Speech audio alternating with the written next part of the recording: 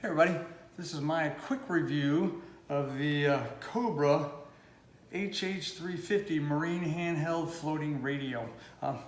Did a lot of research before I bought this.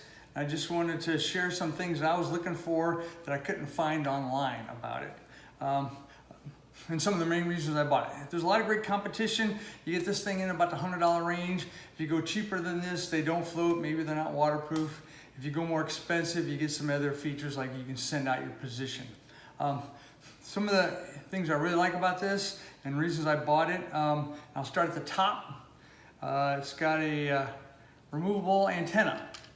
The last radio I had, the reason we got rid of it is that the antenna went bad. This one's removable, you can get a new one, you can get a better antenna if you like, you can do whatever you want, and it's all waterproof too. It also has a nice normal volume knob on the top. I like that better than the buttons. It's an on-off switch and the volume knob. One thing one reviewer said is if you do go into salt water with it, make sure you rinse a lot around that knob because salt water can get in there and corrode some of the metal components, according to the other review. So those are things I like on top. What it's missing is it'd be nice to have a rotary dial for the squelch. Doesn't have that, that's via the buttons. One thing I really like, and if you take a look at the back of it here, it is sealed.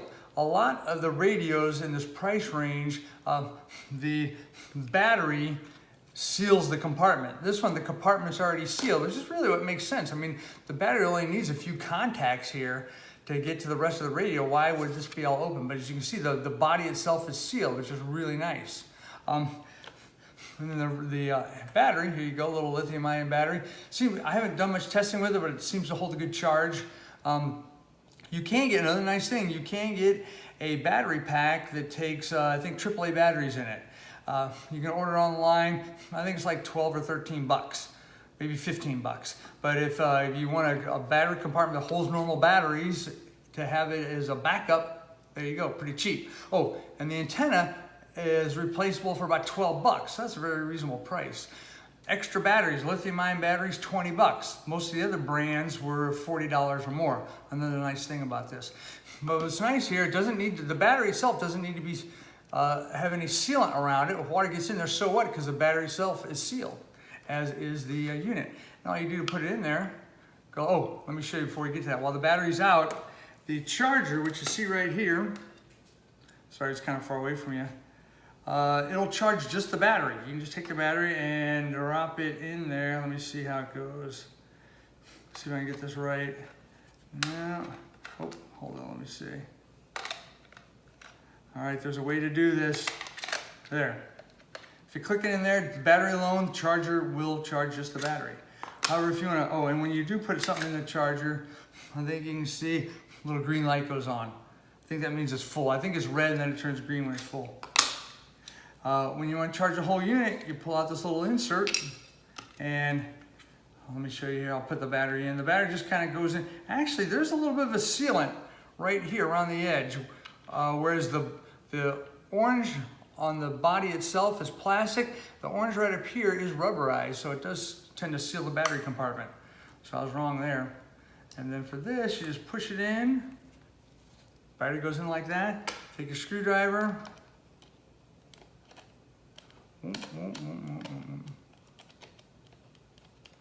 There you go.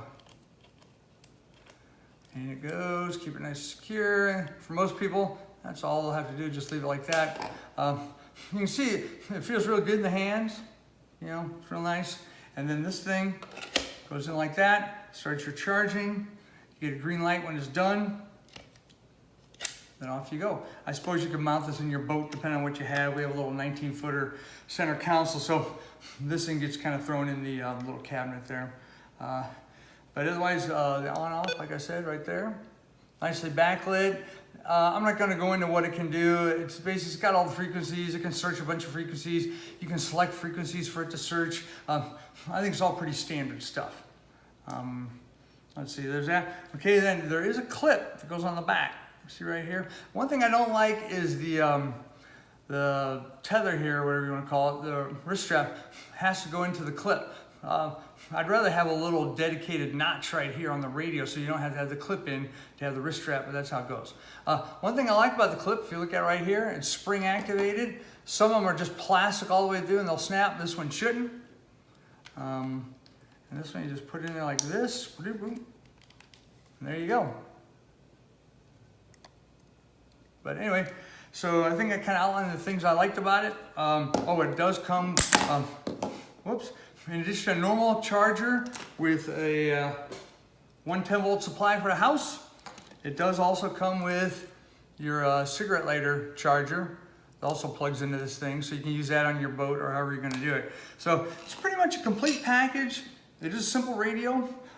Does what it's supposed to do without any of the more advanced things like sending out your position. That's really about it. So for those of you looking like I was and couldn't find the answer to those questions, hopefully that helps you out. Thanks.